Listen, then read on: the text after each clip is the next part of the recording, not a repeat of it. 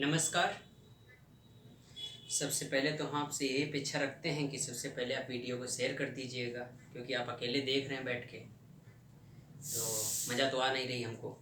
ठीक है, आप भी देखिए, साथ में दूसरों को भी दिखवाइए, थोड़ा सा हमारा भी कल्याण हो।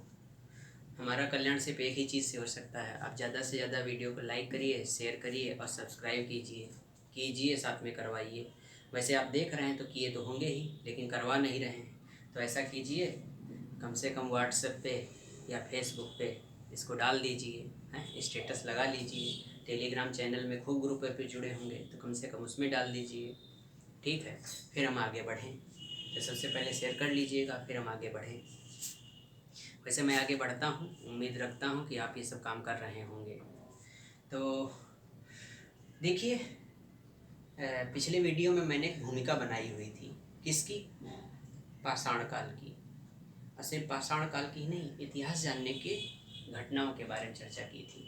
कैसे मानव जीवन अस्तित्व में आया और फिर कैसे उसका धीरे धीरे विकास हुआ, कैसे वो सिंधु घाटी सभ्यता की ओर बढ़ेगा। तो बढ़ेगा वो हम बाद की घटना की चर्चा करेंगे कि सिंधु घाटी सभ्यता क्या है, क्या नहीं, कैसे इसका विकास हुआ, वो सब टॉपिक के दौरान होगा। लेकिन परीक्षा की दृष्टि से स्टोन एज से रिलेटेड कुछ मिसलेनियस पॉइंट हैं, तो उनकी हम चर्चा जरूर करेंगे। अब चर्चा करेंगे, इससे पहले क्या कीजिएगा, लोगों को जरूर बताइएगा कि मेरा टेलीग्राम चैनल जो है वो राहुल क्लासेस SSS के नाम से है, तो मैं इसी पे सारे वीडियो के लिंक भेजता रहता हूँ, तो उससे प्रॉपर आपको वीडियो रोज़ मिलते रहेंगे। ठीक है, और देखा भी होगा कि अब मैं लगातार वीडियो डाल रहा हूँ और आगे भी डालता रहूँगा। क्यों? क्योंकि मेरे साथ जो लोग जुड़ रहे हैं और वो अगर RO का पेपर देने वाले हैं या किसी स्टेट PCS का पेपर देने वाले हैं, तो मैं विधिवत खुद तैयारी करता हूँ और आप भी मेरे साथ कीजिएगा। जो लोग मुझसे पढ़े हैं वो लोग खुद ही जानते होंगे कि हाँ, थोड़ा मेरा अलग हिसाब रहता है पढ़ाने का, तो आप जुड़िएगा। हाँ, वॉइस की थोड़ी सी प्रॉब्लम है, तो ये धीरे धीरे सॉल्व हो जाएगी, चिंता मत कीजिएगा। क्योंकि अभी मैं देखो ऑनलाइन आया हूँ तो बहुत ज़्यादा टेक्निकल वगैरह जानता नहीं हूँ। डिजिटल बोर्ड मेरे पास है नहीं, यही देखो है लगा हुआ है, इनमें दीवालों का कलर भी नज़र आ रहा होगा, सब बढ़िया है कि नहीं? और देखो मैं आराम से खड़ा भी हूँ, तो इसी से पढ़ाई होगी। ठीक है, लोग कॉपी पेन से ही वीडियो बना बना के डालते रहते होंगे। बहुतों के पास पैसा होता तो भैया बढ़िया स्टूडियो बना लेते हैं, हमारे पास अभी इतना पैसा नहीं है। ठीक है, निहायत गरीब नहीं है, लेकिन फिर भी इतना पैसा नहीं है। तो देखो, परीक्षा की दृष्टि से कुछ पॉइंट मैंने लिखे हुए हैं। वैसे तो मुझे मुजवानी याद रहते हैं, लेकिन फिर भी इसका स्क्रीनशॉट ले लीजिएगा या कोशिश कीजिएगा कि बढ़िया विधिवत कॉपी बना लीजिएगा और कॉपी पे नोट कीजिएगा। ठीक है, बढ़िया। और सभी सब्जेक्टों की बनाइएगा, तो इतिहास की थोड़ी सी मोटी बनाइएगा कॉपी।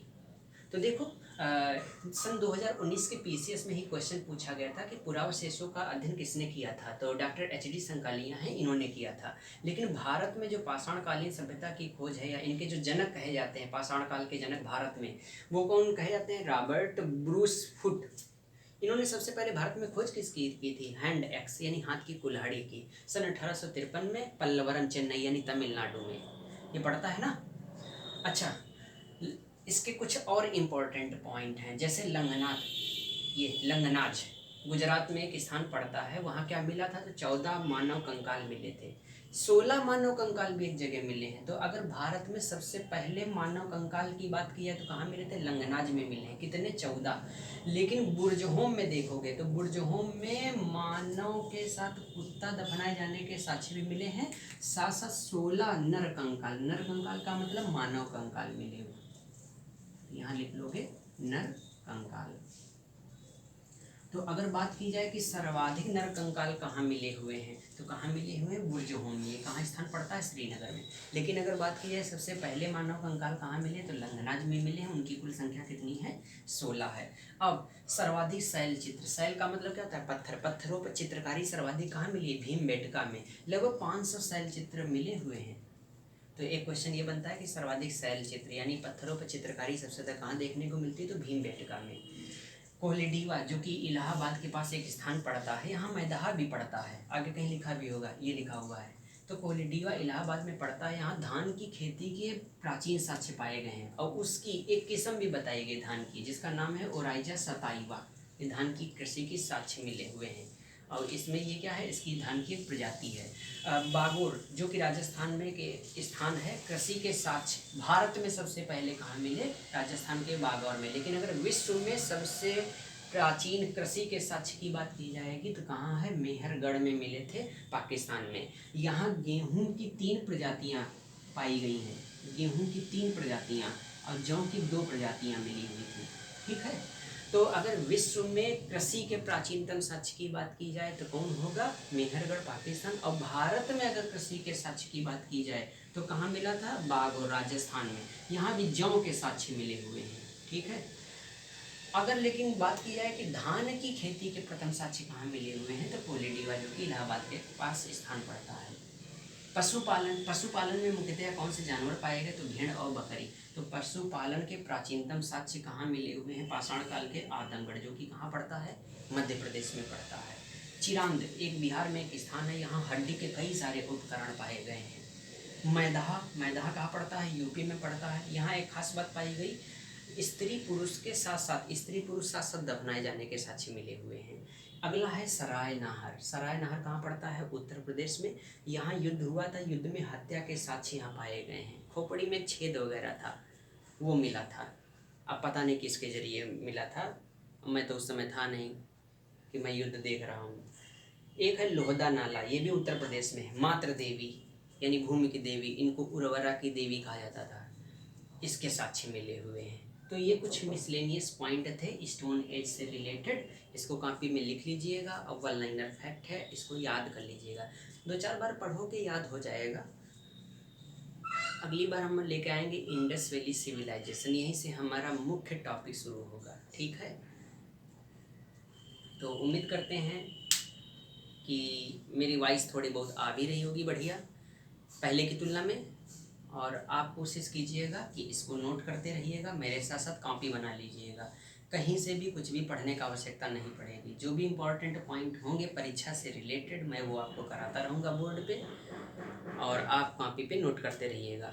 बस एक ही उम्मीद है, आप ज़्यादा से ज़्यादा इसको क्या करेंगे, वीडियो को शेयर करेंगे और थोड़ी हमारी मार्केट वैल्यू बढ़ाएंगे। ठीक है, आने वाले समय में देखेंगे, जैसे जनरली देख रहे होंगे, मैं ऑनलाइन थोड़ा सा शुद्ध लैंग्वेज में बोल रहा हूँ, शुद्ध हिंदी में बोल रहा हूँ। वैसे मैं शुद्ध हिंदी में, जानते हो मेरी क्लास जो लोग किए होंगे, मुझे ज़्यादा ये बहुत प्रोफेशनल बनना आता है नहीं। ठीक है, ना ही मैं प्रोफेशनल हूँ। आने वाले समय में अपनी लैंग्वेज में आ जाऊँगा। थोड़ा सा भी क्या है कि ऑनलाइन अभी वो माहौल नहीं बन पा रहा है जो क्लासों में माहौल बनता है, तो धीरे धीरे आ जाएगा और फिर मैं अपनी धुन में पढ़ाऊँगा जैसे मैं पढ़ाता रहता हूँ। ठीक है, देख रहे होगे। ऑनलाइन वाले जानते हैं नहीं, ऑफलाइन वाले जानते हैं। ऑनलाइन वाले तो ये जान रहे हैं कि देखो अरे शुद्ध हिंदी बोल रहा है, शुद्ध हिंदी कुछ नहीं आती हमको, हम ठेठ गंवार है, बिल्कुल देहाती आदमी।